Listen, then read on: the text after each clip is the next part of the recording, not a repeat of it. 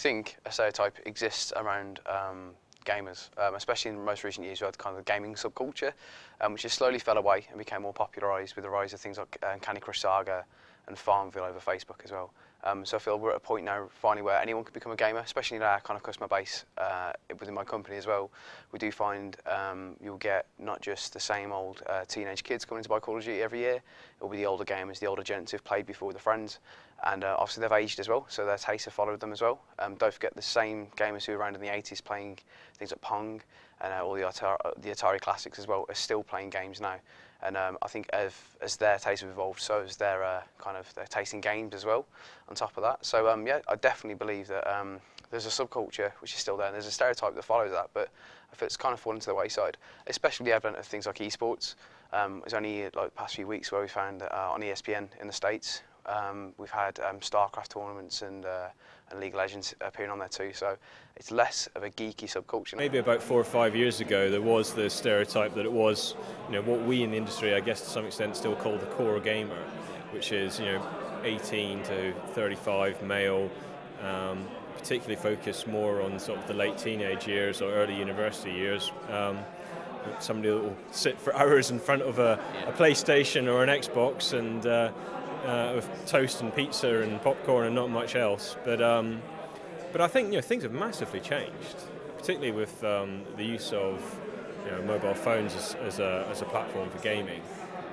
In fact, I'm pretty certain that my 65-year-old mother spends more time gaming on things like Candy Crush than I do nowadays. So I would say the main diversification would be if you can bring your game sector towards education sector actually, because most common thing in these days is that it doesn't matter how old is the child, is 4 years, 5 years or 10 years actually, they're learning or they're playing through tablets or mobiles actually.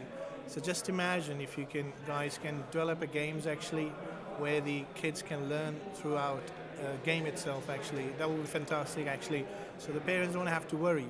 The kids say they can say that, oh mama, can I learn 1 more hour physics?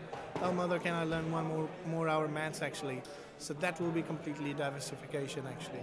Generally, I think gaming and gaming culture in its representation in popular culture has got quite a negative connotation. And I think this is mainly due to a very Americanized approach and an Americanized view to this particular kind of culture.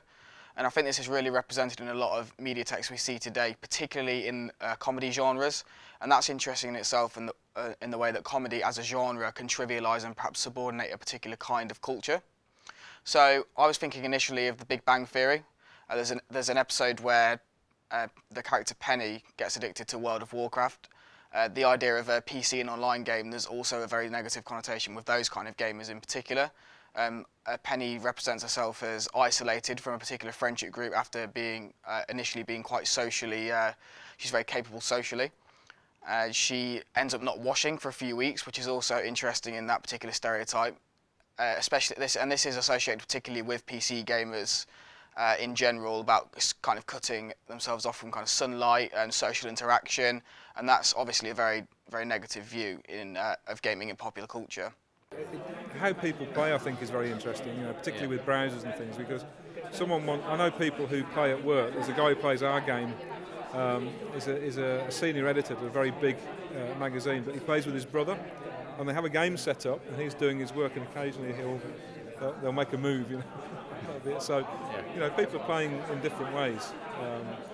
Asynchronous games where you can take a turn, come back in the evening and do something. Different ways to play.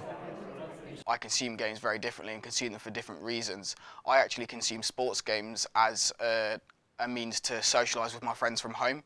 So that kind of anti-stereotype that I just talked about in The Big Bang Theory of being antisocial is completely void in terms of the way I live my life through gaming. I like to play action-adventure games as well, so games like The Last of Us, Uncharted, I like to engage with those kinds of games and really use them because I enjoy a lot of films, and I think a lot of games now are starting to become almost filmified in terms of their layout, their shot sequences, etc. So I think that's a really interesting fact to look into, and how gaming has become much more mainstream and much more generalised with the introduction of different platforms. If you think of apps, console gaming, PC gaming, there's a lot of different cultures and a lot of more fragmented, as you probably can imagine in terms of popular culture, more subcultures associated with these platforms. I think there was always a notion there was, you know, the sort of gaming geek, but I think the reality of it is that mobile particularly has sort of washed that away pretty comprehensively, is my feeling. And I think everyone's a gamer at heart, truthfully. You know, everyone likes to play games.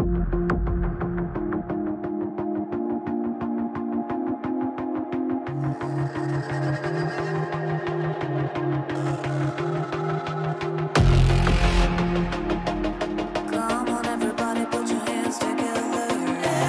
Everybody.